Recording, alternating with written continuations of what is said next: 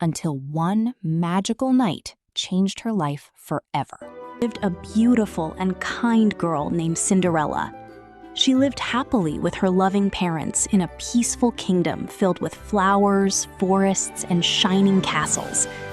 But sadly, Cinderella's kind mother became very sick and passed away. After some time, her father married a proud and cruel woman named Lady Puffy. Lady Puffy had 2 daughters, Jezebel and Cassandra, who were selfish, jealous, and always fighting with each other. Soon after, Cinderella's father had to leave for a long journey. As soon as he was gone, Lady Puffy forced Cinderella to do all the hard work in the house. Every day, Cinderella cleaned the floors, cooked meals, carried heavy wood for the fireplace, and washed clothes from morning until night. Even though Cinderella worked very hard, Lady Puffy and her daughters were never kind to her. They laughed at her old clothes and treated her like a servant. Cinderella lived in a small attic room at the top of the house. From her tiny window, she often looked down at the beautiful garden and talked to her little animal friends, especially a lovely white pigeon and some tiny mice who loved her very much. One quiet morning, Cinderella went silently into the kitchen to take a few pieces of cheese for the hungry mice. But suddenly, Jezebel and Cassandra caught her. "Mother, Cinderella is stealing our food," they shouted. "I would never steal anything," Cinderella replied sadly. But the evil sisters only laughed at her. Just then, the little mice ran around the kitchen, scaring Lady Puffy and her daughters. While they screamed and jumped in fear, the doorbell suddenly rang. "Hear ye, hear ye," he announced loudly. "His Majesty Prince Leo invites all the young ladies of the kingdom to a grand royal ball tomorrow night at the castle." Jezebel and Cassandra screamed with excitement and rushed upstairs to choose beautiful dresses and jewelry. Lady Puffy wanted her daughters to look perfect, so she forced Cinderella to sew beautiful gowns for them all day and all night. Finally, the day of the royal ball arrived. Cinderella dreamed of going to the castle too, but Lady Puffy gave her an impossible task. "If you can pick all these beans out of the ashes in 5 minutes," she said cruelly, "then perhaps you may come with us." Cinderella quickly began searching through the ashes with tears in her eyes, but her little mice friends and the white pigeon came to help her. Together, they picked up every bean before the 5 minutes were over. Excited, Cinderella showed the bowl to Lady Puffy, but the cruel stepmother only laughed. "You cannot come looking like that," she said, pointing at Cinderella's dirty dress. Then Lady Puffy and her daughters left for the ball without her.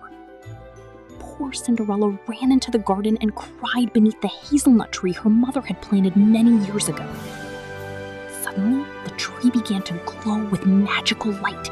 Sparkling stars danced through the air, and a beautiful fairy appeared before her. "My name is Fairy Leobel," she said gently. "Do not cry, Cinderella. I am here to help you."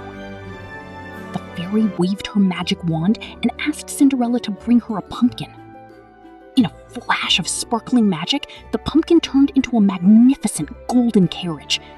The tiny mice transformed into beautiful white horses, and the white pigeon became a handsome coach driver. Then Fairy Leobel waved her wand once more. Cinderella's old clothes disappeared and turned into a breathtaking blue princess gown. On her feet appeared sparkling glass slippers. Cinderella could hardly believe her eyes. "You look like a princess," said the fairy with a smile. "Now hurry to the ball. But remember, you must return before midnight. When the clock strikes 12, the magic will disappear." Cinderella thanked the fairy and climbed into the magical carriage. Soon, she arrived at the grand royal castle. The moment she entered the ballroom, everyone stopped and stared at her beauty. Prince Leo himself walked toward her with wonder in his eyes. "Beautiful lady," he said softly. "May I have this dance?" Cinderella smiled. and together they danced across the ballroom as if they were floating on air. Prince Leo could not take his eyes off her. But while dancing, Cinderella suddenly heard the royal clock begin to ring. Midnight.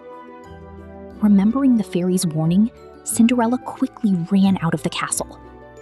"Wait!" Prince Leo shouted. "Please tell me your name." But Cinderella disappeared down the staircase so quickly that one of her glass slippers fell onto the steps. Prince Leo picked up the sparkling slipper carefully. "Find the owner of this shoe," he ordered. "I will marry the girl whose foot fits perfectly inside it." The next day, girls from all over the kingdom came to try on the slipper. Even Jezebel and Cassandra tried, but the shoe was far too small.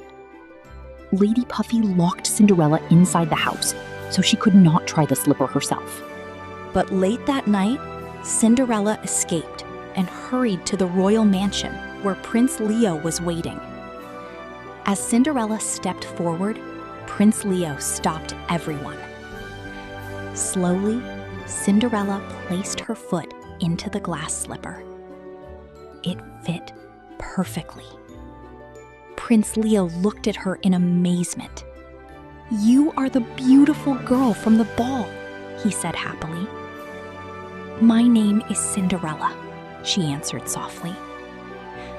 Prince Leo smiled warmly and knelt before her. "Cinderella, will you marry me?" "With all my heart," Cinderella replied.